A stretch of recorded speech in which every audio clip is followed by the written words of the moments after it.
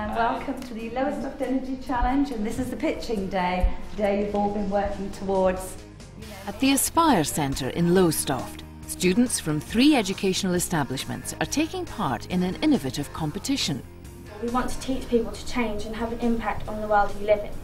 There's a lot at stake, with £25,000 prize money available to fund the most convincing in-house energy conservation plans. Sun goes on the solar panel to make the fan work.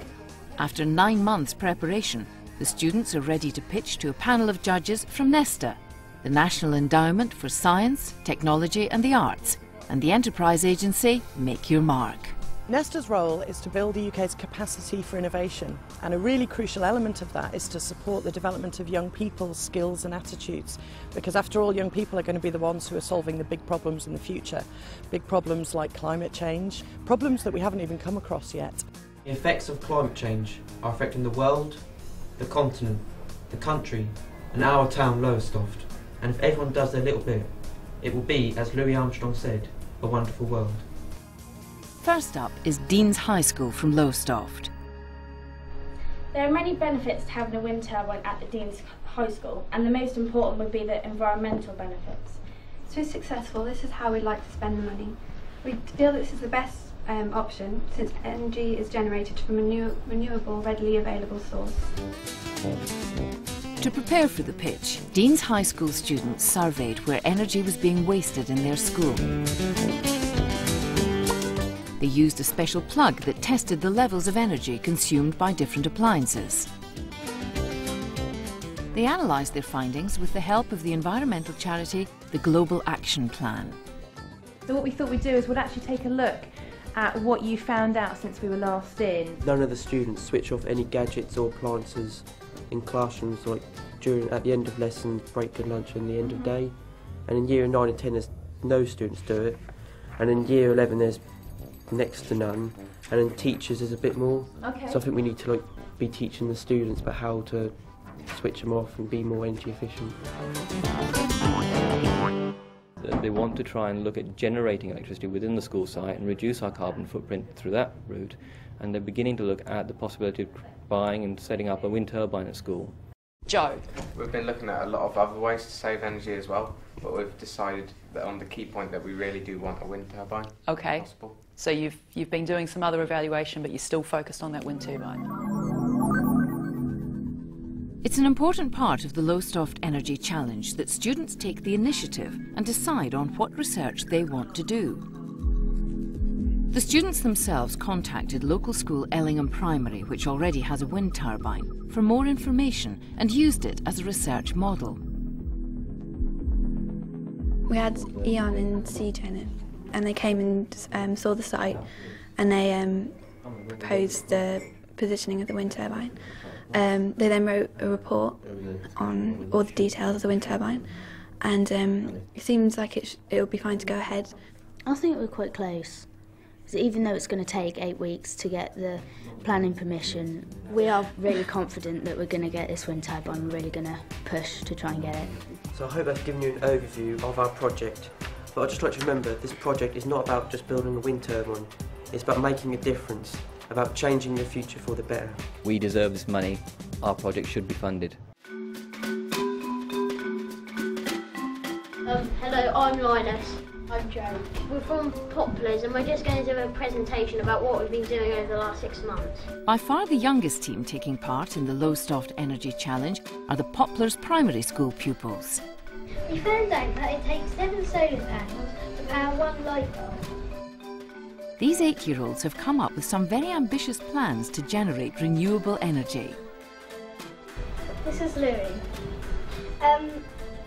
My design is a car, and it's powered where the wind turbine goes into a generator, what powers the motor and also the flame, and the solar panel links up to the propeller at the front, and also the light is linked up to the solar panel.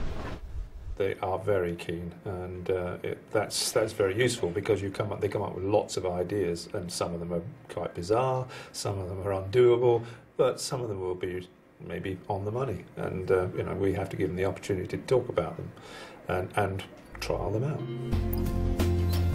And as part of their research, the Poplars pupils invited the green energy machine to school to offer some hands-on experience. Essentially, it's a bus that opens out into a display unit of alternative energy sources and capabilities. But it allows children to go in and interact with all the kits that they have, turbines, solar energy panels. So that's very interesting for children to actually see. The sun shines on the panel. What's going to happen to the water? Heats up. It heats up. All right. Has anybody seen it on the roof of a house?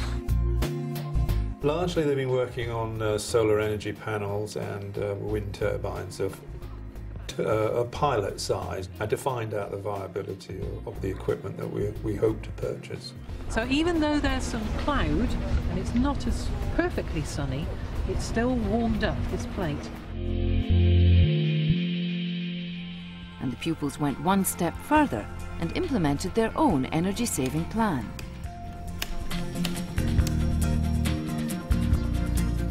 Four children a week are energy officers, and their job is basically to be an irritant to everybody else by switching all their lights off, shutting all doors and things of that sort. So we try to keep the place warm without too much energy being wafted out of windows as well. We've been closing doors and turning off lights to try to save some energy for our school. I think it's very important because it also helps the planet, because it stops carbon dioxide going into the atmosphere. As a science teacher, Ian Snedden also saw an opportunity to write the energy challenge into his science curriculum. Well, the curriculum had been rewritten by me so that all of Year 4 children would get an understanding of what we're talking about and how they understand energy at this point. Obviously, they're only 8-9-year-olds, so it has to be pitched at the right level. The last pitch is from students at Lowestoft College. This is our energy challenge, basically. It's changing the environment, how we can get the community and everyone like that involved. We wanted to bring some shock tactics in and use big posters and say, look, we're out here, we want to make a difference.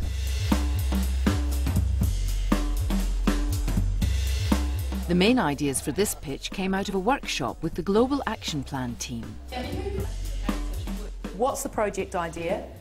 What are the benefits of the idea for the environment, for the school, the college and the local community? GAP was a great resource to pull on because it actually helped the students look at possible ideas, but also gave them the support to actually see how it could be made more realistic.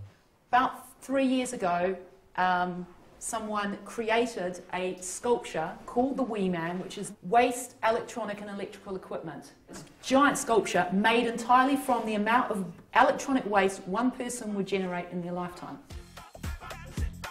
The students decided to make a waste material sculpture in the shape of a tree.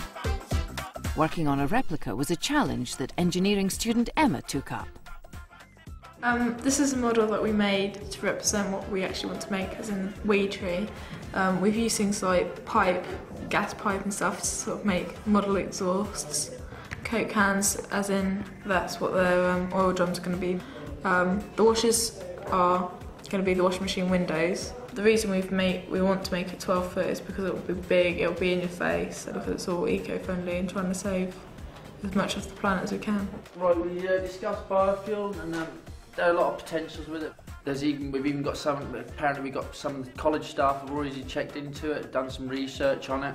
So apparently we've got all the oil, everything now already on site.